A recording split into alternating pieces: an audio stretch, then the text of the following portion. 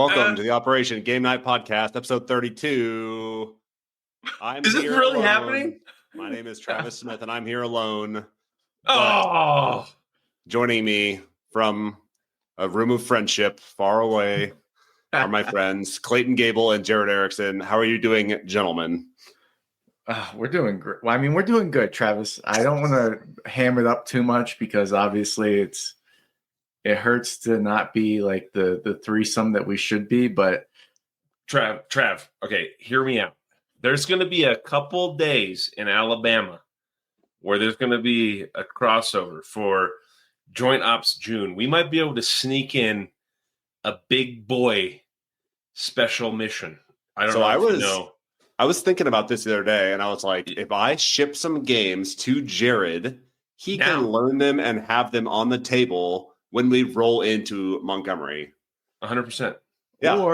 Or he can do like he likes to do and just wait to punch him when it's time to play it. Perfect. Just have Rodney going while we're punching him out. He's like, table setup, get out this character. All right, I'm going to start punching that guy out. I better get him out. Yeah. Or I'll send you a bunch of games and I'll be like, these are the ones I want to play. And then I'll show up and it'll be Arnak on the table or I'll something like that. On. Yes. Well, I'm glad to see you guys are having fun together. I cannot wait to hear about your epic game night and all the fun that you've been having together without me. Sad face. But we have a great show for you today. Today we're going to talk weeknight games that you break out on the weeknights. And originally it was supposed to be date night games, but we're talking weeknight games. Maybe you are on a date. Maybe you're. We didn't want to be exclusive for couples only. You know, we want to open it up. Everybody can do a weeknight game. Yeah. You don't have to be in a relationship to enjoy a weeknight game. Sometimes you need a bro date. Sometimes you just need a work date, like invite your coworkers out to a pub and you break out Skull or something. I like that. Whoa. Okay. That's good stuff. As long as you file the appropriate paperwork with HR before you go on the workplace date. All right. But first, we're going to debrief our week. We're going to hit our mission objective, and then we are going to go over the fence and talk about what we've been doing outside of board gaming. So, gentlemen, my odd couple, my two peas in a pod, tell me about your week in gaming.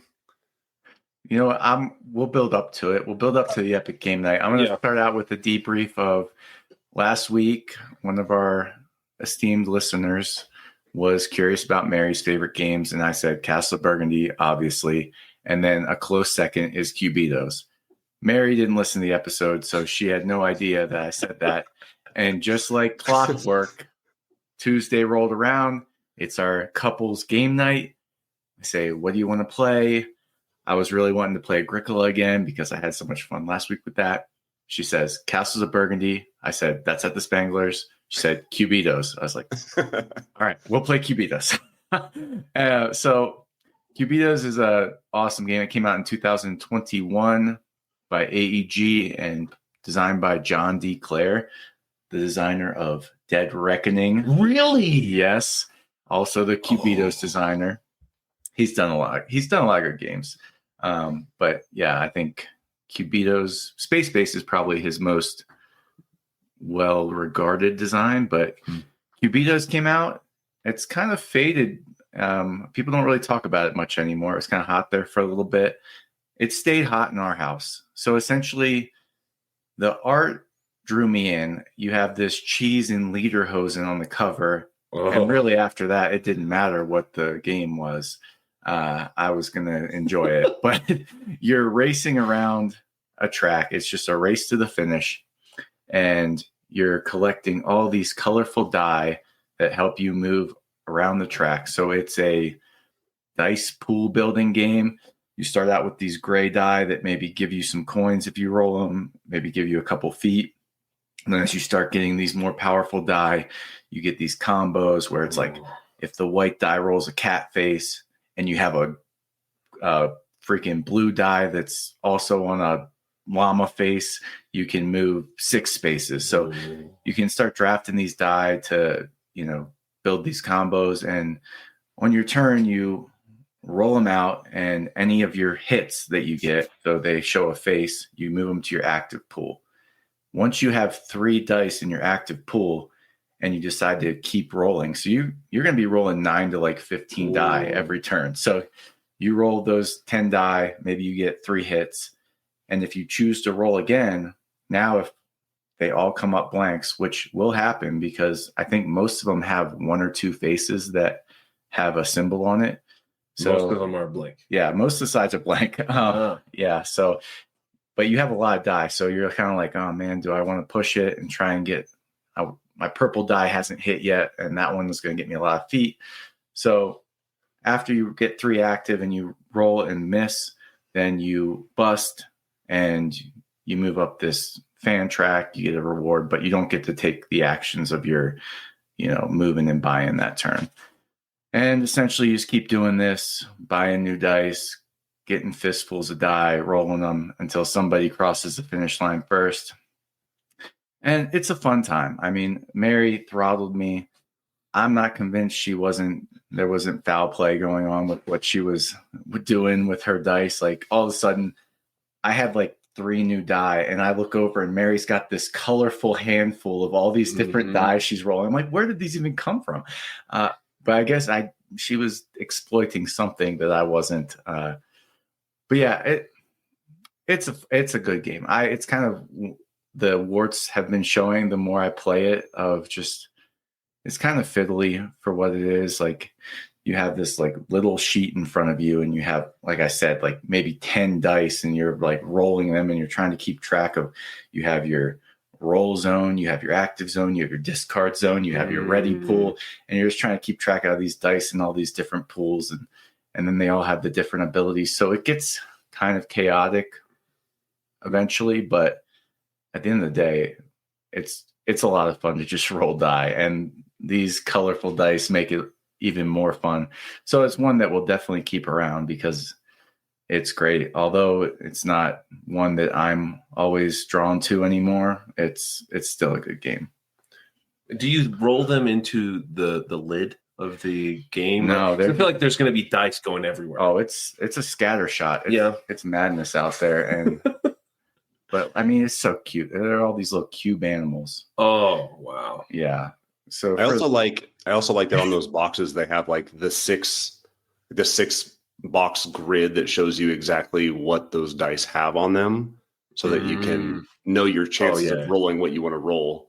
I think more games need references like that, so you're not like looking through the different colored die trying to figure out what it has on all the pips. I'm definitely a statistician. I want to know what are my chances here. You can do the math. What's the expected value of this? Yeah, love it.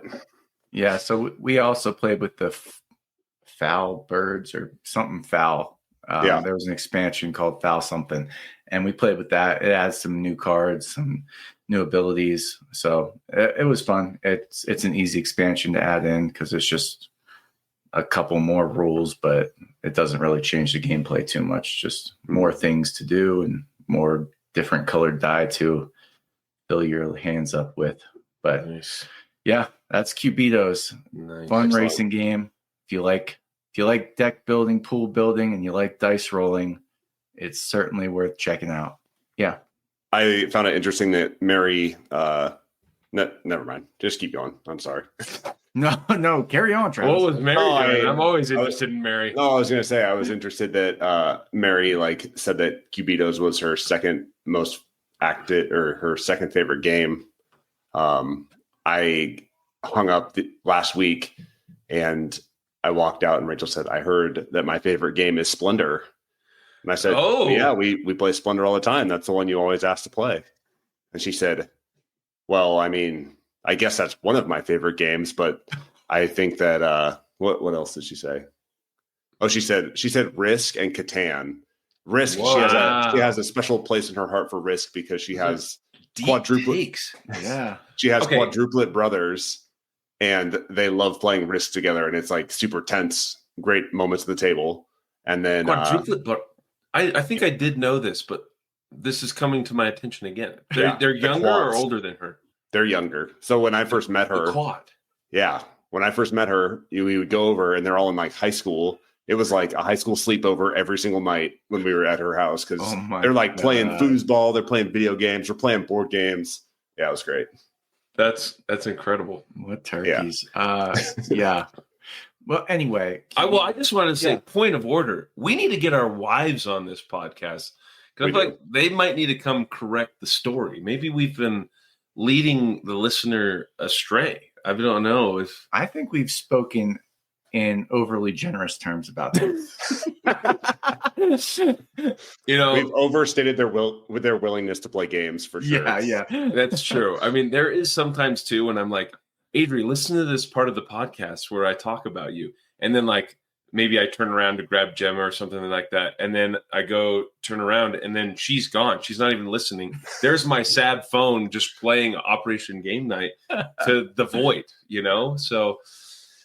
We might need to get him on here. Yeah, we should. Mary made a voice appearance one time, but that's true. Yeah, that is true. She didn't set the record straight. That's right. On what small box game. Yeah. So the last thing about this, I hate teaching this game to new people just because of the different role zones. Like for whatever reason, it's just so complicated to tell people because it requires a lot of discipline to know when you have dice in your roll zone and they're active and then you bust, you have to move those active die to your discard zone. And then you can choose to move dice from your roll zone to your discard zone, but you can't ever move dice from your discard zone to your ready zone unless the ready zone's empty. And it's just like, it feels like, I'm like, just do what you want. Like, I just add the dice. I don't care because it just is like a little fiddly system. I feel like there's an opportunity here for like electronic bowls. Like you can put the dice in the bowl and maybe like they're green if they're ready to go. I don't know. Is this going a little too far? Maybe we can get AI on this. I don't know. Talk to your buddy Grok. Yeah, I'll talk to Grok. Let me put Grok on the case. We'll see. Yeah. And that's it for my, debrief of my game with Mary this week. But we also did. Wait, last night. I do have other before we get into the last night's board game. Okay, what do you want to debrief? I asked you before we start the show so I can have pictures pulled up. Well, just briefly, mention Mike Leland came. He was still out there in Alabama. I busted out Lost Ruins of Arnak, and the dude almost took me down. We pulled out my BGA. I have 413 plays of Arnak, and that still does not keep me immune to someone who's played it twice to come in and whack me. The only way I won is like the very end. He had like 10 compasses going into the last round. The very end, he did get his eyeglass to the very top row. Yeah. But his booklet was lagging. He didn't know how to get the booklet up. He had like 10 compasses, and so he was constrained to just the blue cards. So I think we did talk about Arnak many moons ago. So if you want to learn about Arnak, please go back to learn what the hell I'm talking about. The eyeglass, compass, blue cards, all that. Anyways, had a lot of fun doing that one. Also want to just a quick gripe. Okay. Uh-oh. I was on BGA. I was on Delta. Okay. Delta does free Wi-Fi for all customers. You just get on there. I'm on Wi-Fi. Oh, great opportunity. Get in a quick Terraforming Mars. I naively chose a fast live play of Terraforming Mars. Well, I was 20 seconds late on choosing which card to use, and they booted me. Ooh. And my what is it called? The ELO or like my reputation, karma. My karma went down 10 points. Now people don't want to play with me because it's going to take a while to repair your reputation, man. So that's no joke. I lost internet access for a while. I think we went on a trip or something and completely lost all of my games, got booted from all of them, and my reputation suffered so bad. I went all the way down to like 70 karma, and it probably took me 4 or 5 months to get that karma back up. Whoa. Because for every game that you complete, you go up like 1% karma. And so it took me a while to dig myself out of that hole, but it's brutal. Maybe I should write like a strongly worded email to the BGA admins. Like, I couldn't help it. Please. I think I will recover. Yeah, I'll recover. I'll be fine. But let's just say that's just setting the scene. Okay, I was a little low, going in, and then I land in the most glorious. I swear, I said it multiple times. I think this is heaven. The mecca of board gaming is here, Colorado Springs. Absolutely. Don't look like that German boy. Hey, you know what we're talking about. You have felt the magic here in Clay's basement. Yes. I mean, I don't know if did you have this when Travis was around? Travis was an upstairs gamer with me. Yeah. Once we moved it downstairs, it got a little rowdy. And Clay did have his spreadsheet out. He's got a big screen TV down here in the basement. He made sure that the schedule was up. Okay. Everyone was required to so it was DoorDash roulette. So everyone needed to make sure the DoorDashes were delivered between 5 and 5:30. No, 5 and 5:15. So then we can finish eating by 5:30. No, we were supposed to be starting gaming at 6:30. Listen to the man. Yeah. Go ahead. No. You know the schedule better than me. Yeah. Gaming was supposed to start at 6:30. We got 7 minutes behind it. We never made it back up. I went and got a slice 420 Parmesan pizza, chicken Parmesan pizza. Okay. Did you ever have slice 420 when you were? No, I had Walter's 303, which is far superior. Dude, well, I'm still here for 5 more days, so I might have to hit up a little bit of Walter's. Yeah. Anyways, food, top notch. Company, top notch. I did have to ride in the trunk of Carlin's Mazda because there wasn't enough seats. We're staying at the Olives. They live down the road. They do not live in Oak Valley Ranch, the mecca of not OVR proper board gaming. But am I gonna? Would you like to dive? I would like to dive into all right. Inca Gold. Let's talk about it. Was that the first round? That was the first round. So he broke it up into separate rounds. Okay, this is the first schedule. We had 2 tables. On my table, we're playing Inca Gold. So push your luck. This one's the one that Mary. She's a daredevil. She goes deep as far as she can go. She doesn't care how many little hazards start coming her way. Because once 2 hazards show up, the cave collapses in. No more rubies for anybody. But you can pull out, take your rubies that are available at that time, and you get the storm. You bank them. But then the people who stay in the tunnel, and you're going deeper and deeper, you can keep getting more and more rubies, but you're seeing more and more hazards. Once you see the two of the same hazards, the thing collapses. No one gets anything. So if you hightailed it out of there early, you at least got something. So, of course, I don't think there was any times where we backed out and it didn't collapse. Maybe once or twice. I think I got once or twice. Yeah. At least twice. But anyways, so the sweet thing is there was a time or two where this was just me and Scott. So there's only 2 people. So now as you're going down in the tunnel, you're splitting how much rubies are coming out. Let's say there's a card that has 15. And if there's still 5 people that are going in the tunnel, that 15 gold has to get split between those 5 players. So each person gets 3 rubies. But let's just say there's just me and Scott. Now we get to keep 7 between the 2 of us. So big returns there when there's just you 2 going down into the tunnel by yourself. And then Scott left and it was just me. Yeah. So here I am just freaking going wild on the rubies. So I had a blast with Inca Gold here. There are other, like as the game progresses, there's these gold cards that get added to the deck. And if you leave the tunnel and you're the only one who leaves during that time, and there is a gold card that has been shown face up, and you're the only person that left that round, you can take that gold card and it's worth points at the end. But Clay was the one who always shuffled them, and they were never seen. I don't know where they were. I think he kept them up his sleeve. It was a weird situation. Lots of hazards. Yeah. I mean, at round 4, it's 5 rounds. Round 4, I think we drew fire, or spider. Yeah, just right out the gate. Nope. Instantly. Everyone died. Yeah. So, yeah, it was interesting like that. And then the gold cards didn't really come out. So you never know. It's a 20-minute game. It can be a little random, but it's a lot of fun. And those timing considerations of like, I want to leave, but I know Spanky's going to leave too. And then I'm going to have to split all the stuff when I leave with him.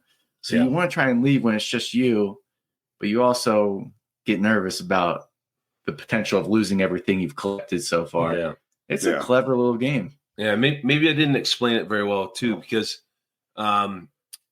as you're splitting the riches, as you're going deeper, whatever's the remainder, whatever can't be split evening amongst you, gets left along the trail. And if you leave, you get to swipe it up as you leave the cave. So, but if multiple people also leave the tunnel at the same time, you have to split whatever's remainders on the floor. So that the mechanics of it are, you have a go further or a leave the tunnel card, and that's it. That's the only decisions. Do I go deeper or do I leave? So it's very simple mechanics, but the decisions could be very difficult. You don't know. What year did you say that this was published? Well, it was published a little while ago. This is actually designed by, I think, the Ticket to Ride guy, maybe? Oh. Alan R. Moon and Bruno Faduti. 2005. 2005, man. Yeah, some of these photos look like there's probably been quite a few expansions to this thing, right? Yeah, just new additions. I think they've. Yeah. I was going to say that cover that you were showing, you could have told me that was published in like 93 and I would have believed it, but. It's also called, I think it's also come out as Diamant. I think that's what Yellow calls it in their line, but yeah, Incan Gold by Eagle Griffin. I like the color scheme like Scooby-Doo in this picture. Oh yeah. Yeah. That's Daphne and Velma. But it is in the Eagle Griffin small box line of games. So it sits on the shelf next to For Sale and they look beautiful together. You see that, Jared? See how it's yeah, look at that. Yeah, they're meant to be Botswana between them, huh? Yeah, I should put just like the two of you. Just like the two of you, meant to be next to each other. Wow. Stop. Jeez. All right, so how many people were at this epic game night? Well, 35, 50, like 11. Well, there's children too, and were the children playing games? Because they only count if you're playing games. No. Well, no, they were around. Okay, they were there. They were playing their own games. Yeah. Okay. Yeah. So it was 11 adults and 5 kids. 5 kids. 5. Wow. Yeah. So it was 2 tables running. Yes. Let me take you through the rundown of just the games that were played. And then we'll talk about our thoughts on the whole thing. Yeah. So obviously table 1, the premier table, we were playing Incan Gold in the first block, 637. The other table, run by Mary reluctantly, was playing Flip 7. And reports are they had a good time on that. They seemed happy. Yeah, they seemed like they had a good time. Yeah. And so as we ramped up into the 7 o'clock hour, we stepped it up a little bit. We went from our little light card games and push your luck into a Camel Up game on table 1 and a game of Mlem on table 2. Okay. Yeah. So I ran the Camel Ups. And so we did speak about this a little bit previously. I changed the, if you go to drop a die, I went ahead and said, hey, you do that, you push the game along, you get 2 gold instead of 1. See if that incentivizes it. And I was like, hey, guys, what do you guys think? And everyone was like, I don't know what you're talking about. So the feedback was not, wasn't like groundbreaking. Yeah. I personally felt like it was good. Tyler, who's played a couple more times than the other people, was like, yeah, there's plenty of times where I'm like, if I take that card, yeah, I could get 1 point, but obviously I'm going to roll the die because I get 2. Like it is like patently better to roll the die than to take a betting tile that's only going to get you 1 point. And that just makes it happen quicker. It literally makes the game go quicker, which I like. Yeah. I want more game now. So yeah. So after those 2 games in the 7-8 o'clock hour, we got a little behind because although Jared says that his new rule made it quicker, the Camel Up table was moving pretty slow. I think that wrapped up at 8:17 on the dot. Adri was part of my board, and she likes to, she's more of a touchy-feely. She's a gabber. Likes to know how it's going, wants to know how you feel. She also really likes the speed up, the slow down tiles. I don't know what the technical term for those are. Like the cheers and the distractions or whatever. Oh, yeah. She's all about those. And then she left halfway through and Clay came in. So Clay actually played both games. Yeah. So Mlem finished up pretty quick. I look over and I'm seeing the saddest thing over the Camel Up table. Everybody's talking. Nobody's gaming. I was like, hey, do we need an adult over here to get this thing going? And so, we got it sped up, but we still got behind the 8 ball. Yeah. And then in the 8 o'clock hour, a lot of the spouses, they had enough of the games. So it was down to 6 players. Mm-hmm. So we took that opportunity to dive into 7 Wonders, the OG. Yes. Nice. Boom. Because Carlin still has that, and she always is eager for a chance to play it. Great group to play it with. And then after that, we played, do you remember this? Zoo Vadis. Yeah, we played Zoo Vadis. Get out of here. I was trying to make Jared see his mistakes. And spoiler alert, I don't think he regrets choosing Dune over Zoo Vadis in our So pitch. I did talk with him a little bit about it. Yeah, my attention span was not really there. I woke up at 2:50 Colorado time to get here, to come to the mecca of board gaming. Mm-hmm. Okay. So my attention really wasn't there. There was soju around here. Okay. We've talked about this.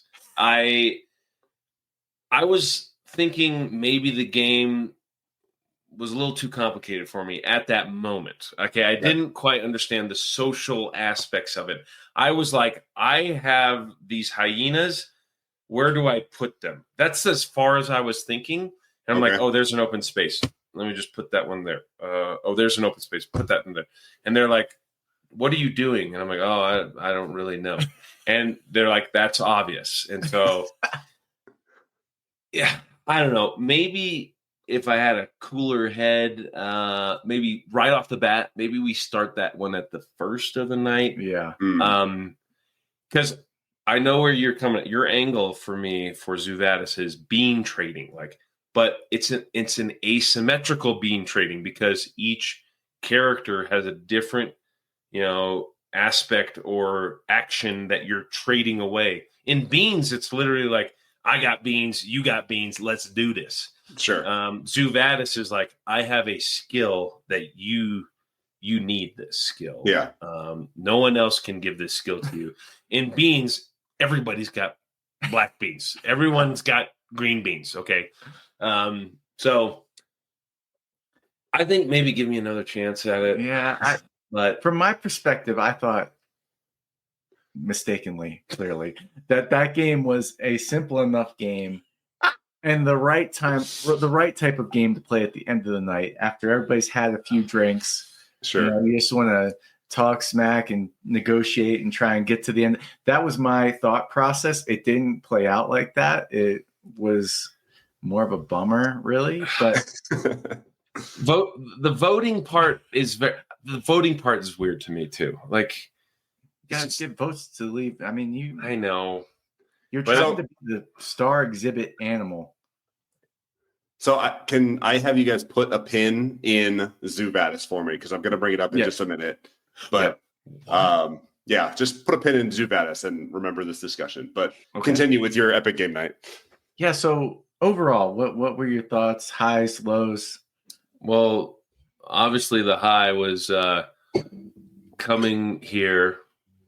Honestly, lots of emotions coming back to Colorado Springs.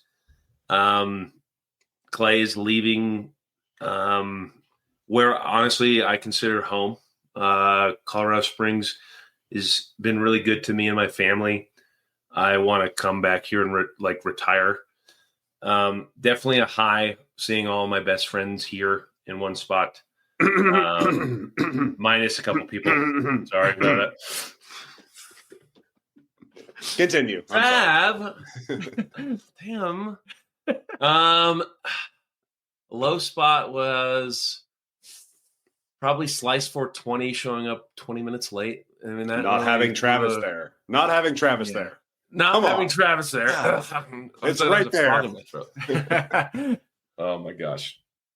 I don't know how do you improve what you got going on down here? Clay's got a great setup down here.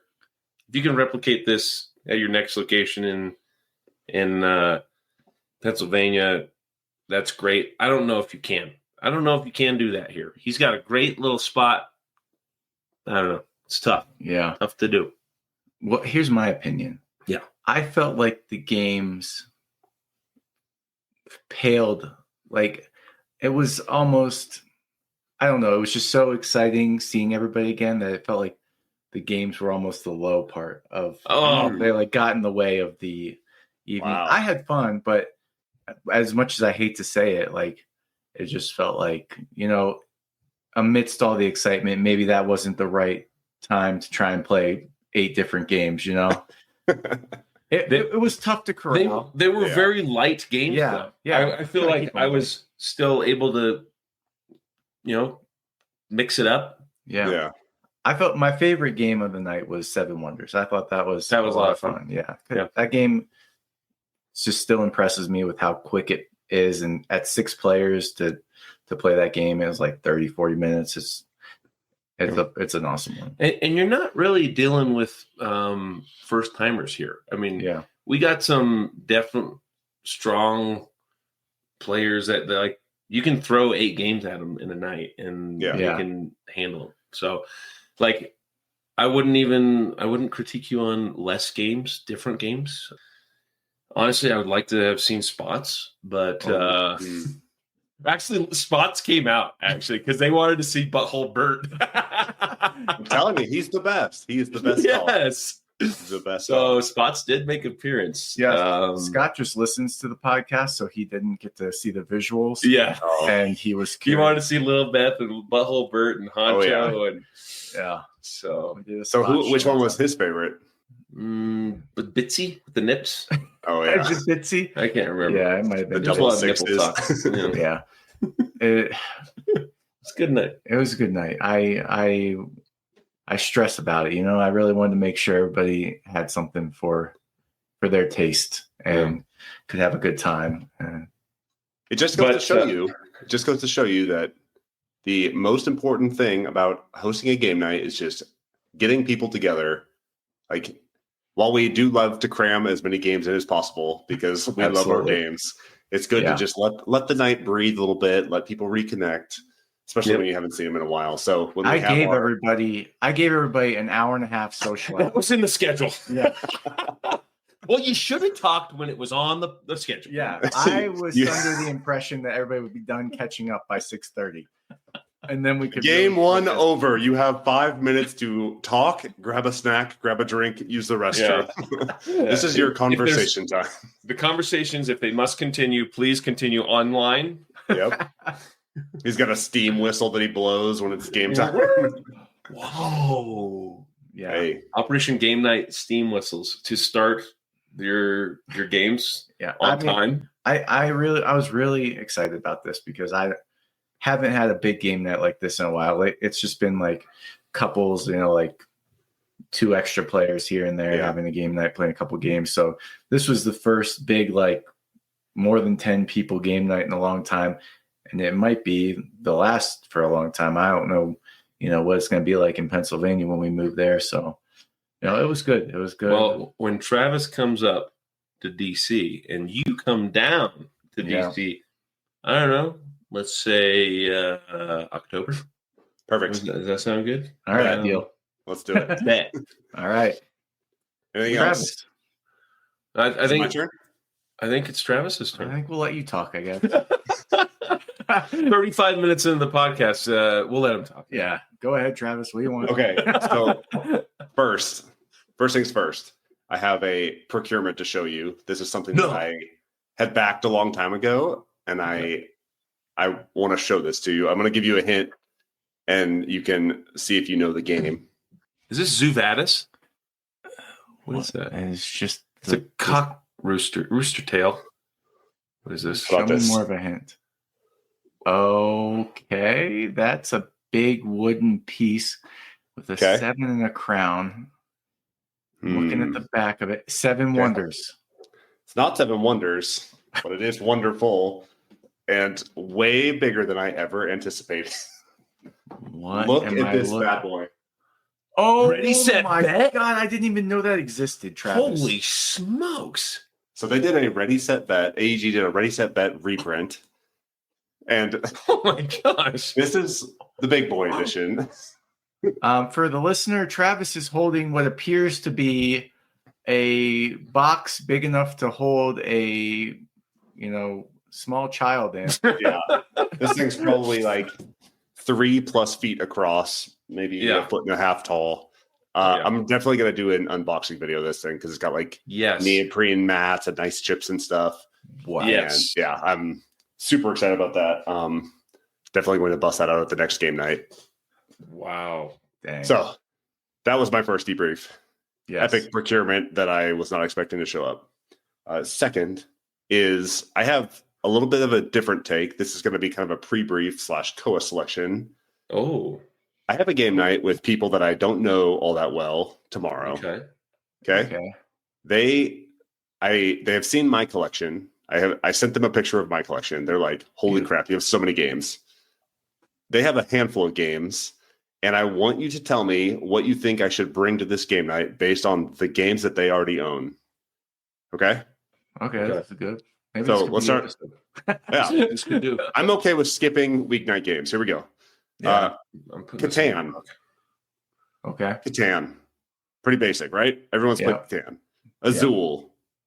Easy. Super lightweight. Sagrada. Okay. A little bit of a niche thing. Ticket to Ride Europe. Everdell. So they know worker placement. Wingspan. Pretty simple. Spirit Island.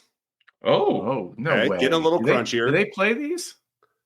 They have played them, yeah. Okay. I think they've played all of them, actually.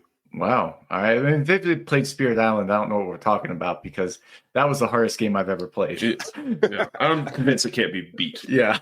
Okay. Here's where it gets weird. Arc Nova. Oh. 7 Wonders Duel. That's a big one. Yeah. Onitama. Do you know this one, Clay? Yeah. It's like chess kind of. Just an abstract game. Q Birds by Pandasaurus. Yeah. Sail. They have Sail. Horrified. Captain is Dead. Santorini. Gloomhaven. Jaws of the Lion. Whoa. Bananagrams, and then a whole bunch of small box games to include Cat in the Box, Sequoia, some all-play games, Fox in the Forest, etc. I mean, these people sound like gamers. Like they got quite a collection. So I think they're serious about it, and they want to play something different. I'm kind of lost based on what games they already have as to what I should bring from my collection. What do you guys think? They sound like freaking Omni gamers to me. Yeah. I would expose them to something new because they seem like people that enjoy a variety of games. I didn't hear any Knizias in there, maybe you could throw out a nice Ra or. How many people are we talking? It's 4 total? 4. Yeah. So, and I wanted to put a pin in Zoo Vadis because Zoo Vadis was the one that came to mind. Like, oh, maybe I should bring that. That might be something cool. I don't know them well enough to start arguing with them and trying to finagle positions. I was pumping a few of these into Grok. Okay. You already said Wingspan. I didn't slip that one in. It said Wingspan. Yep. What about Scythe? Do you have Scythe? I do have Scythe. I have all the expansions for Scythe. I like Scythe because you get the worker placement feel, but then your Tableau building, I love building the engine and interactions. I don't know how much they like the fight. Row. There's a lot of that's a good one. Resources and that stuff. might be ambitious. Yeah, I'm also worried about the teach because we're showing up. I got to teach this and be ready to go. We're starting at like 5 p.m., which isn't super late, but we also have a small child in the mix that needs a bedtime. So, well, why don't you hit him with the freaking Ireland-Scotland game? Oh, Rebirth. Yeah. Rebirth was definitely up there. I didn't hear any Knizia games. I would bring Ra, Rebirth. River of Gold. Do you have River? I don't have River of Gold. Oh, that's a good one. Dang. Okay. Yeah, maybe I'll go with Ra. I think they would appreciate an exposure to something they haven't played, you know? Like, yeah, sure, you could play another abstract game, but it sounds like they kind of already have some games they like in that genre. They got Sagrada, Azul, Onitama. So hit them with another Stonemaier Tapestry. Ooh. I don't have Tapestry either. Yeah, I wouldn't do that. I was also kind of wondering, like, I don't really know these two people all that well. I just know that they play games a lot together, like as a couple. And Rachel and I play games a fair amount together. And that's kind of a weird dynamic. Do you play like a 2v2 type game? Do you play like a free-for-all? Do you... I don't know what their dynamic is like. 20... Yeah. 2200. Oh. Yeah. Arcs, maybe? Arcs? No, too much. That's too heavy. Don't get yourself in over your head here, Travis. You do have a baby. I don't want to see this go south. Pick something you know it well, you know it's going to be good, and you know it's going to have a pretty solid end time. I like the idea of, just hear me out here. Hit him with a Camel Up and finish him off with a Rebirth. I feel like that's an easy night. It's a fun party game to get them warmed up. Rebirth, easy Knizia, pick and play. You know what I'm saying? Yeah. For the win. And what's for dessert? Bring a little card game to settle things down at the end. Ooh, there could be something to cool off at the end of the night. But really, what are you guys feeding? What's the food? Taco night. We're doing tacos. They're making the tacos. I think we're bringing a couple sides. So I grilled a little bit of corn. Going to make some elote tomorrow. Elote? Yeah. You already know what it is. Come on. Birds of a feather. We need this guy back in the States, man. Gosh, get him over here. For real. So he's on my Google Calendar. Yeah, I know when he's coming. Yeah, he's coming. Absolutely. He's coming. And he's my show update. Corn. I'm going to call you the second I land in Baltimore. Start the countdown. All right. Should we just go over the fence? Should we just forego the mission objective today? I mean, well, so what the mission objective was weekday games. Yeah. Weeknight games. Well, night. Yeah. But I had a great story to tell about weekday games. All right. Let's hear. And it kind of ties back into the mecca of board gaming here. And it all goes back to big boy game night. When I think of, because I don't have the same kind of gaming relationship that you guys have with your spouses. So when I think of weeknight gaming, I think of playing BGA by myself against randos, so that's like any game can be a weeknight game for me. But when I think of what do I really love, I think back to our big boy game nights, where when me and Travis, Clay was an exec too, but me and Travis were big boy execs. We were handling Air Force Academy level issues. You think it was easy dealing with Travis always telling me what to do, and that I didn't review these OPRs well enough? Yeah. I know. Fix yourself.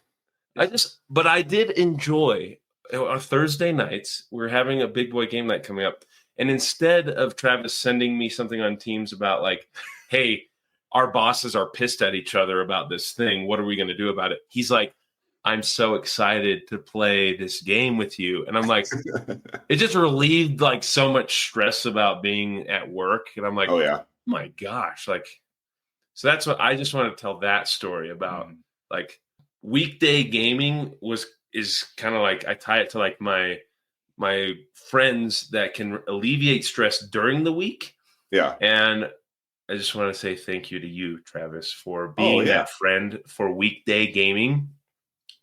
But that's like all I really could offer to the main objective, because my weekday gamings are Feast for Odin, and it's intense. Okay. I hit it hard with the randos on the BGAs. You're wild with the randos, man. See, I think we all have like kind of a different perspective, right? Like Jared, you play mainly online games. If I'm going to break out a game during the week, especially now that we have a youngin' here, like our night consists of we come home, we make dinner, we wash bottles, we do bedtime, and then we go to sleep. Like that's it. And so if I'm going to sneak in a game, it's going to be like a quick card game, either by myself or like maybe we'll play Jaipur or something quick that we both know, something that takes like 30 minutes or less while we have a show on in the background or something. And, gone are the days of the long 3-hour game nights where we're like, all right, one more turn, one more round, one more game. And we're pushing till 10:30 on a Thursday night. You got to get up early tomorrow, Friday, go to work. So yeah.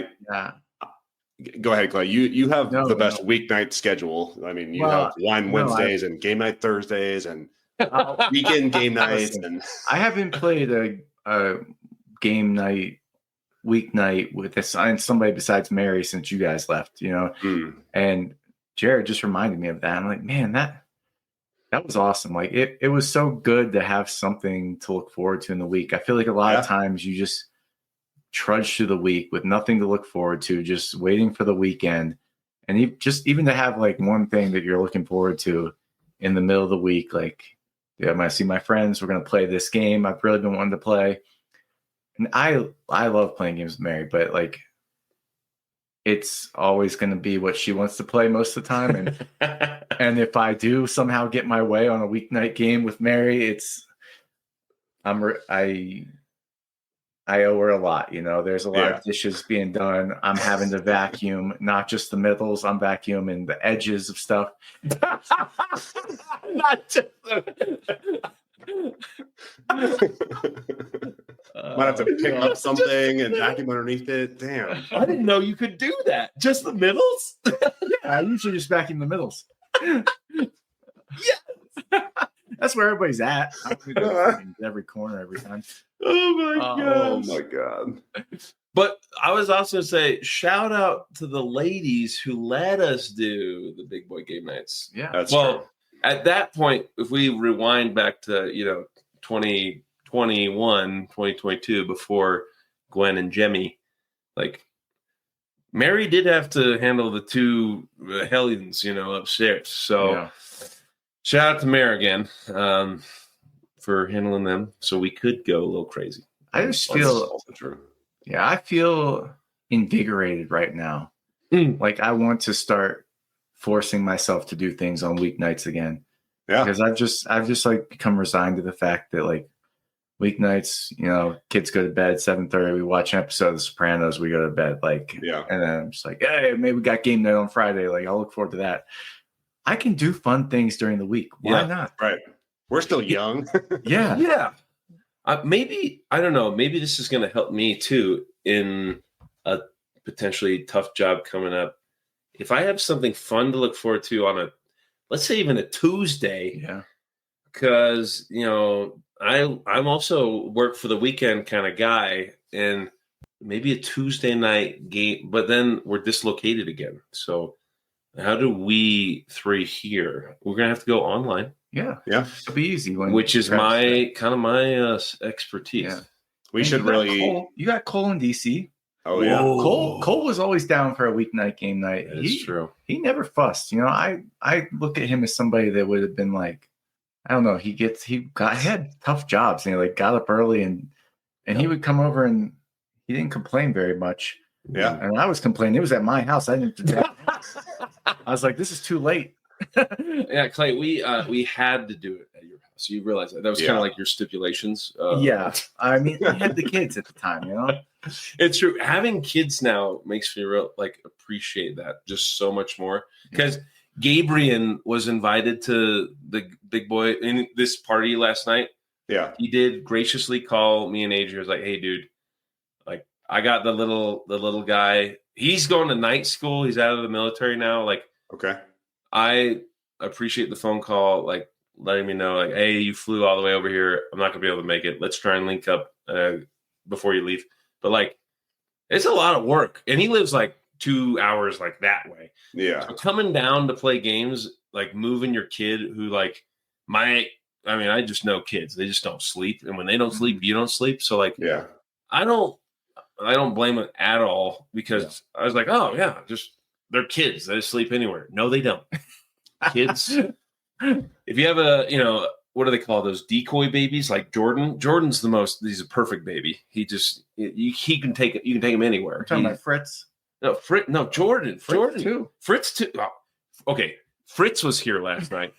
Cole, he's off wakeboarding down there in Texas doing I don't know what. Melissa was here with Fritz. Yeah. Nice. So, and Fritz is the most adorable little guy. He's carrying around this football, and that's his shtick. He wants to play. Yeah, he's like one. Yeah, he doesn't watch like Blue's Clues or like I don't know what they watch. Well, I know what my daughter watches, but I don't know what boys watch. But he watches reruns of playoffs. He watches the AFC Championship game. It's frozen outside. There's 2 minutes left on the clock. Tom Brady's out there. I don't know. But so I was out there hiking the ball to him. He loved nice. It was great. I mean, he's like 1.5, right? Yeah. It was blowing my mind when he's like a little over 1. Yeah. But when she's telling me that all he wants to watch is football, I'm like, surely you're kidding. She's like, no, I'm not kidding. Like, we have it on constantly at the house just for him. Neither of them watch football really. And somehow this little 1.5-year-old just is obsessed with football. You should have seen him with this football. He wouldn't let it out of his sight. Nope, that's crazy. Yeah, it's hilarious. It reminds me of it's too bad he didn't get many football genes. Neither of them are real big people. Yeah, they'll have to break that to him. Yeah, he will be able to kicker.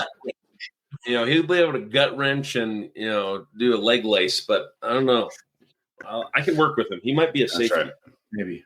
So I read an article a little while ago about revitalizing the dinner party, the weeknight dinner party. Oh, and really, what we've got here in Operation Game Night and our weekday games is like we are bringing back the dinner party. It might not be quite as fancy, where we're like standing around in our like cocktail dresses and blazers and stuff, sipping wine and sports coats, discussing politics or whatever. But like, we have a middle of the week, something to break it up. We have good conversation. We eat a meal together, and then we like gather around something central and we spend quality time together. Board game night during the week is the new dinner party. You heard it here first. Wow. What was the shtick of this? How do we get on this tangent? No, I mean of that article. Like, what was the article? It was just like what was his point of view? What was it trying? It's like the lost art of hosting a dinner party, and like we have kind of lost that. Weekday. Specifically weekday. Like a dinner party itself has to be a weekday. Otherwise, you're having people over for drinks and dinner and the weekend. He's talking about like specifically like the 1970s. You're inviting your neighbor down the street to come over for dinner and drinks and discussion on a weeknight.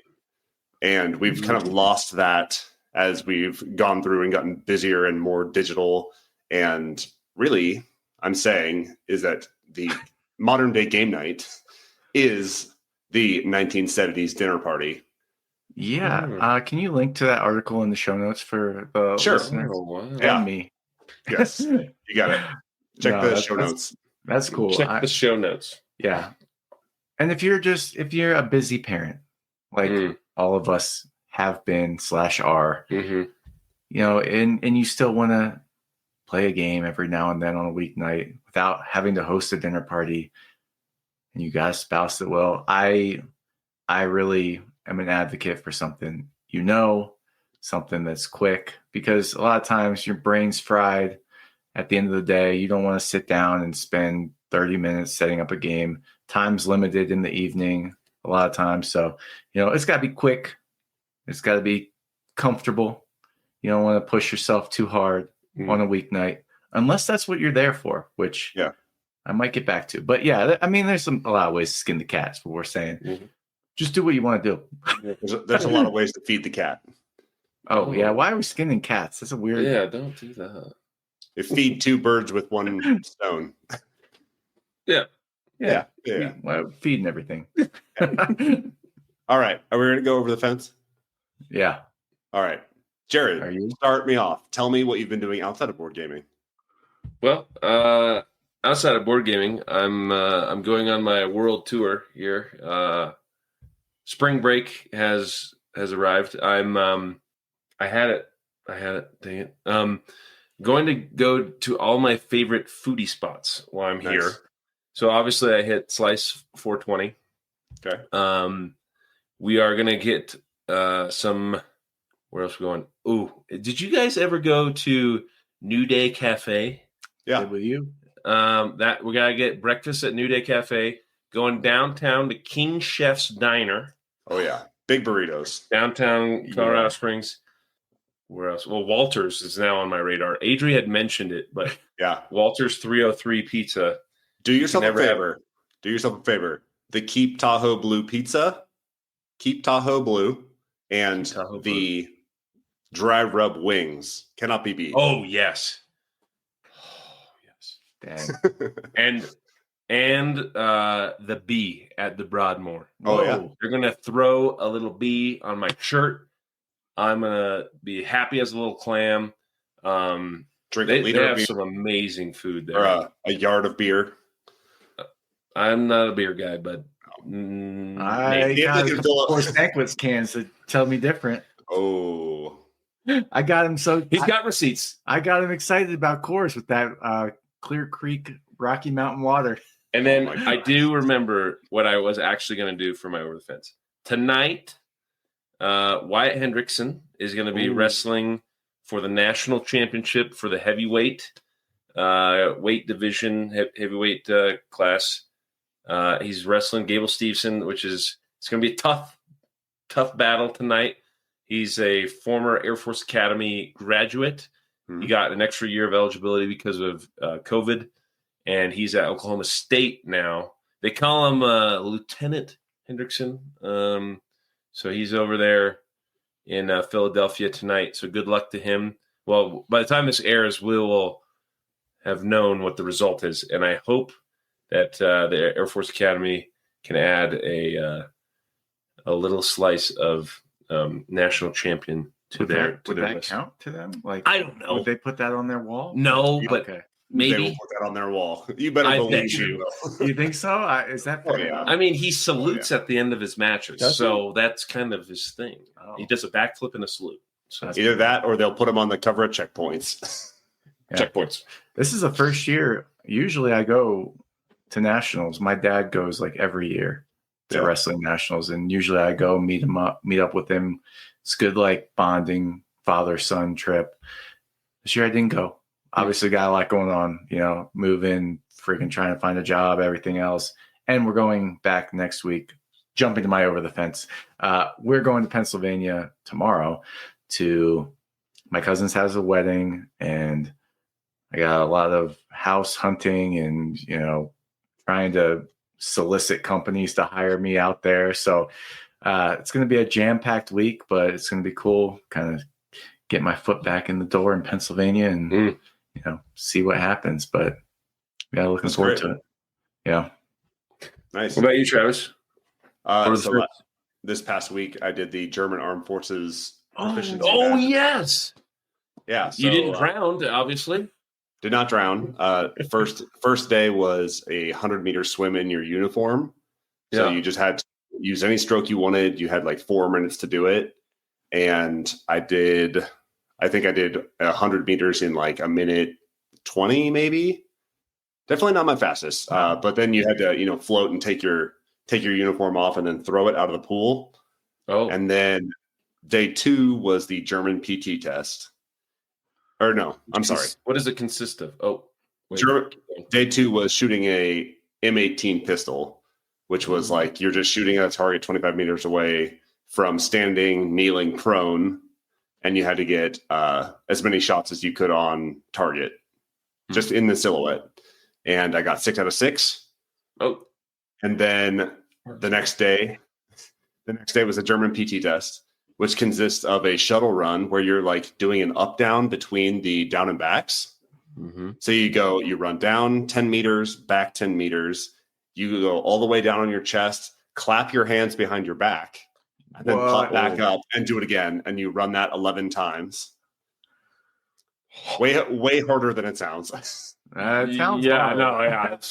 There wasn't any part of me that thought that sounded like fun. Nope. Then you go over to a like pull-up bar, and it's a flexed arm hang for as long as you can. You just hold a chin above and a flexed arm hang for as long as you can. And then the last event is a 1,000-meter sprint. And the day that we ran it was like 20 degrees outside. It was miserable. That's probably why I'm not feeling well right now. But 1,000 meters is not really a sprint. That's a distance race. That's like half a mile. Yeah, that's more than that. Yeah. In track terms, that a sprint. In track terms, that is middle distance. Yeah. I mean, he is the track expert. I ran. He's a fielder.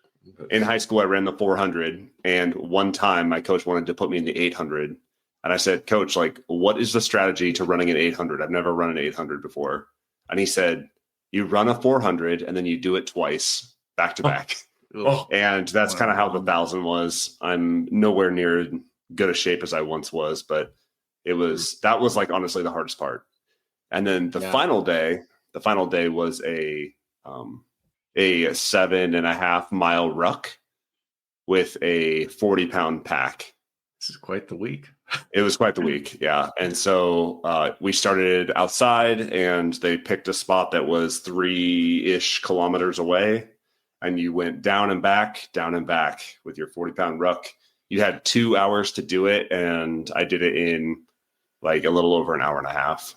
Nice. I feel like you would be a rucking machine. Oh, yeah. You got that big frame, long legs to just stride it out with the ruck. Yeah. Practicing with a 50, 60 pounder or something? Yeah, like I definitely went down in weight for the event, and that helped me. But I honestly wasn't like rucking every day. I got like a couple of sessions in just to make sure I knew what I was doing. But I never went above, 4.5 miles when I was practicing. 7.5 is quite a bit longer. So yeah, my feet were hurting. I was a little sore the other day, but I got my gold badge. They have 3 different levels. You have gold, silver, bronze. Got my gold badge. No big deal. Gold badge. Yeah. We're with a gold star member of the German military here. Yeah. So you get to wear it on your uniform? What? You get to wear it on your blues or anything? Yes, get to wear it on my uniform. So get to flex on everybody. But it was a cool event. I mean, they had 350 people sign up for it, and I think only 120 got medals. So any medals? Cool. What about how many people got gold medals? I'd say maybe 150. No, if 120 got medals, I'd say like maybe 50 people got gold. Wow, we're with an elite freaking civil engineer warrior here. And there's probably not too many civil engineers that did that. I know civil engineers. and it was like a joint thing, right? So like you had Army, Navy, Marines that all did it. Tons of Army privates, these young bucks that like grew up in the Army with a ruck on their back. Yeah. Already got Ranger tabs? Yes, lots of Ranger tabs. I think there was 1 or 2 Guardians out there. Not many. Represent. But there's not a huge Guardian footprint out here, so proportionally they showed up okay. And when you're above the age of 35, you get like a bonus bump to all your scores. Okay, I am not above 35. I am about to be 34, so I'm like I was doing it the hard way. I just want to have a little bit of credit that I did it the hard way.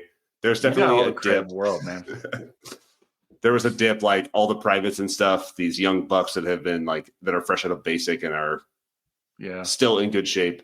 Lots of golds there. Then you had these like, lieutenant colonels that are definitely above 35. Lots of golds there, and there's this like bathtub effect between. So, it was cool to see. It was cool to do. Lots of like Esprit decor, where we are out there just kind of enjoying each other's company, training together, sweating together. So it was a cool event. And then after you did your event, you had to go back to work. And then I rucked 7.5 miles. I took my ruck off. I went to the gym and showered, and then I went into work to go brief a bunch of 06s. So talk about morale. It was a week, man. It was a week. So dang. Well, thanks for showing up with the same host positive energy you always have, Travis. Yeah, it's been a week. I'm doing my best. I'm definitely coming down with something. So hopefully by next week I am revitalized and ready to go. Yeah. Hey, can I pop over the fence real quick again? Please. Just want to give a shout out. I started listening to Paul Solomon, our guest. He's on the podcast Decision Space. Yeah. I started listening to that podcast, and wow, I almost texted you guys and said we should probably just stop doing our podcast. Like, those guys are intellectual about it. I mean, I hesitate to even tell our listeners about this because they might go listen to Decision Space and they'll be maybe like, it's wow. additive. It's not subtractive. But perhaps if you like what we bring to the table, you might not like all the high-minded talk, but it's super interesting. Like, they really talk about the mechanics of games and like get in the weeds of it. And it's a lot of fun to listen to. So check it out. If you like us, please continue to listen. please, for the love of God. Yeah. Are you saying that I'm not very intellectual? Is that what you're trying to say? Intellectual, Jared. I need to tone down my party and turn up my my analytics. Yeah, come on, give me one week. We should try and like just be really analytical about a game and just talk about the minutia. Yeah, yes, I like it. Yes, see here when you draw from the market pile, there's a 1 in 6 chance you could. Hey, is that what they get into? They get into like the stats of the decisions. They get into a lot of stuff, but it's cool. It's more about the feelings of all the decisions. But it fires something in your brain. I like they're doing something right. And it's different than the other podcasts I've listened to. It's kind of like that in our podcast. What parts of your brain are fired when you listen to this podcast? Usually just embarrassment. Oh my God. As someone who listens to this podcast probably more than anybody else out there, I listen to this podcast probably 5-6 times an episode. So I don't want to hear it. Like edit out all the beeps and squeaks. Travis, I just want to say I have not touched the mic once today. You did bang the table a couple times. You banged the table a couple times. So that podcast kind of reminds me of like the Woodland War, the Root one, where they're like breaking down the different openings for the different classes, and like, man, that stuff is so deep. It's like dissecting chess. Like, I see you're doing the Flying Dutchman's porta potty. Like, they have like these different names of. They talked about fromage, and I was like, yeah, fromage is cool. Like, you all place a piece of cheese at the same time. Boom, boom, boom. It's fun. It's quick. And they like talked about it for like 45 minutes. And like, I was like, oh my God, wow. I need to start doing some research because. I mean, it's pretty high on the hotness, isn't it? On the fromage? BGG? Oh, yeah. Or, I mean, it's up there. Well, they have the new Expandalone Fromaggio coming out. I backed it. All right, did we do it? Are we done? I think we did it. We did it. We're done. I mean, there was a moment there where Travis almost wavered, and I think we got through it. I think we made it there.